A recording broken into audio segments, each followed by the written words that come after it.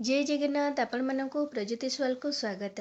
आज आपण ये भिडियो शुणा पाइबे श्रीमद् भागवतर उत्पत्ति केमिति होइथिला, सेथिरे कौन सब वर्णना करा जाइछि, कौन लेखा जाइछि, सबु आपण ये भिडियो जानिया पाइबे। श्रीमद् भागवत एक महापुराण। एही महापुराण पढ़िबा एवं शुणिबा द्वारा भगवानकर कृपा मिले एवं भागवत प्रेम मनरे जागृत होइथाए। सेथिपाई तो कलिजुग मनीषको अज्ञान अधर्म अंधकारु रक्षा करिबा पई भागवत ग्रंथ रचना करा जायतिला।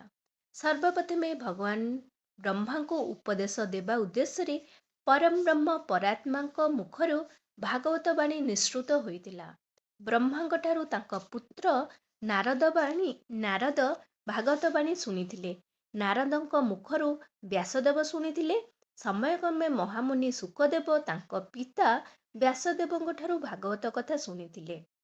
तापरे चक्रवर्ती राजा परीक्षितଙ୍କୁ शुणाइथिले। एहापरे भागवत ग्रंथ प्रसिद्धि लाभ करिथिला। व्यासदेव अनेक पुराण रचना करिसारिबा परे मध्य तांका मनरे संतोष नथिला।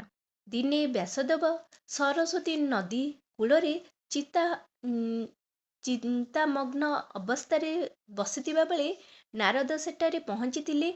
नारदଙ୍କ आगमन देखि व्यासदेव निज आसनରୁ उठी तांको पाछोटी नेइथिले। ता सहित तांको यथा विधि सम्मान देखै तांको आसन प्रदान करिथिले। नारद तांकर मुख देखि जानि पारथिले सी कोनोसी चिंतारे मग्न हेई अछंती। व्यासदेव आउ तार प्रश्न से पचारिथिले। व्यासदेव कहिथिले मो मनर चंचलता को भगवान कृष्ण ही स्थिर करि परिबे।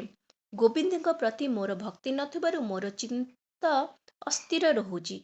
मुनिवर मते आपण कुहंतु मो चित्त किपरि स्थिर रहिब। नारद कहिथिले व्यासदेवଙ୍କୁ तुमे श्रीकृष्णଙ୍କ निर्मल जस गुण को लेखि नथिबारु तुम मनरे संतोष नहीं। जेउ धर्म कर्म रे श्रीकृष्ण तोष हुअंती नहीं से धर्म नुहे।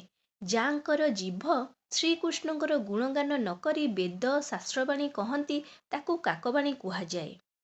तेणु एई कलिजुगर मनीष को संसारवासी को निस्तारण करिबा पई भागवत ग्रंथ रचना करिबा निहाती भावरे दरकार। कलिजुगर मनीष रे भागवत छड़ा अन्य गति नहीं। नारदंकर एहीपरि कथा शुणी व्यासदेवଙ୍କ मनरू समस्त संचय दूर हो जाइथिला। व्यासदेव तापर दिन सरस्वती नदी कूलरे स्नान करी बदरी आश्रम रे भगवान विष्णु को चिंता करी ध्यान रे बसिथिले एवं तांको दर्शन पाई कृतकृत होई भागवत बाणी रचना करिथिले। तापर ठारू भागवत बाणी लोकप्रिय होइथिला। अत्यंत सरल सुंदर मधुर प्रेम भक्ति भावरे वर्णना करिथिले भागवत महापुराण। भागवतरे भक्त एवं भगवानଙ୍କର निबिड़ संपर्क को दर्शाइथिले। समस्त पाप ताप दुख सुखर परिसमाप्ति एवं मोक्ष प्राप्तिर श्रेष्ठ उपाय होची भागवत। भागवतर सरल अर्थ होची उपासना। आउ एही उपासनार सरल अर्थ होची श्रद्धा एवं भक्ति, जहा प्रभुଙ୍କ निकटतर कराइथाए। एई भागवतरे प्रभु चारोटी संवाद देइचंती। कलिजुगरे मनुष्यर मन चंचल एवं द्वंद्वरु ब्रह्म उपासना करिबा सहज साध्य नुहे। एहा जानी स्वयं परम ब्रह्म परात्मा श्रीकृष्ण वृंदावनर जमुना तटरे लीला खेला करुथिबा सहित दुर्दांत असुर को बद्ध करुथिबा श्रीमद् भागवतर प्रथम संवाद। भागवत महापुराण द्वितीय संवाद होउछि जे स्वयं मनुष्यଙ୍କ मध्यକୁ भगवान आसीचंती। अति दुर्लभ दूरर वस्तु आमको सहजरे प्राप्त होइअछि। भागवतर तृतीय संवाद होउछि भगवान भावातीत अचित्य ध्यानातीत होई मध्य वृंदावनर नंदनंदन अटंती।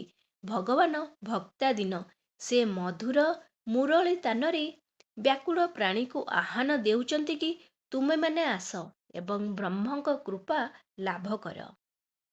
भागवतर चतुर्थ संवाद होउछि समस्त पुराण शास्त्र रे कुआ जाइछि भगवान को पाइबा अत्यंत कष्ट, किंतु भागवतर नूतन संदेश हेउछि कि भगवान को पाइबार जो वस्तुर आवश्यकता होछि ता हेउछि ହୃଦୟର ଶୁଦ୍ଧ ସରଳ ପ୍ରେମ ଭକ୍ତି ଯାହା ସମସ୍ତଙ୍କ ପାଖରେ ଅଛି। ତେଣୁ ଭଗବାନଙ୍କୁ ପାଇବାକୁ ସବୁ ନରନାରୀଙ୍କର ଅଧିକାର ରହିଛି। ସେଥିପାଇଁ କେବଳ ମନକୁ ନିର୍ମଳ କରିବାକୁ ପଡ଼ିଥାଏ। ଜଳ ଯେମିତି ନିର୍ମଳ ଥାଏ, କିନ୍ତୁ ସେଥିରେ ପଡ଼ିଥିବା ଧୂଳି ମଇଳା ତାକୁ ଅଶୁଦ୍ଧ କରିଦେଇଥାଏ। କିନ୍ତୁ ଧୂଳି ମଇଳାକୁ ହଟାଇ ଦେଲେ ଜଳ ନିର୍ମଳ ହୋଇଥାଏ। ସେହିପରି ମନରେ ଥିବା ଅଶୁଦ୍ଧି ଅହଙ୍କାର ଭାବକୁ ଆମେ ଯଦି ହଟେଇ ଦେବା, ଭଗବାନଙ୍କର ନିକଟତର ହୋଇପାରିବା। ତେଣୁ ଭାଗବତ ପଢ଼ିବା ଶୁଣିବା ଦ୍ୱାରା ଭଗବାନଙ୍କର କୃପା ପାଇବା ସହଜ ସାଧନା ଅଟେ। ଏହାଦ୍ୱାରା ମନୁଷ୍ୟ ଭଗବାନଙ୍କର ନିକଟତର ହୋଇଥାନ୍ତି। ଏହିପରି ଭାବରେ ଭାଗବତର ଉତ୍ପତ୍ତି ହେଇଥିଲା। ତା ସହିତ ଭାଗବତରେ ଏଇ 4ଟି ସମ୍ବାଦ ମଧ୍ୟ ଦିଆଯାଇଛି। ଆଶା କରୁଛି ଆପଣମାନଙ୍କୁ ଏଇ ଭିଡ଼ିଓଟି ବହୁତ ପସନ୍ଦ ଆସିଥିବ। ଏମିତି କିଛି ନୂଆ ନୂଆ କଥା ଜାଣିବାକୁ ଯଦି ଚାହୁଁଛନ୍ତି, ଏଇ ଚ୍ୟାନେଲକୁ ଜଲ୍ଦି କରି ଲାଇକ୍, ସେୟାର ଆଣ୍ଡ ସବସ୍କ୍ରାଇବ୍ କରିଦିଅନ୍ତୁ। ନମସ୍କାର।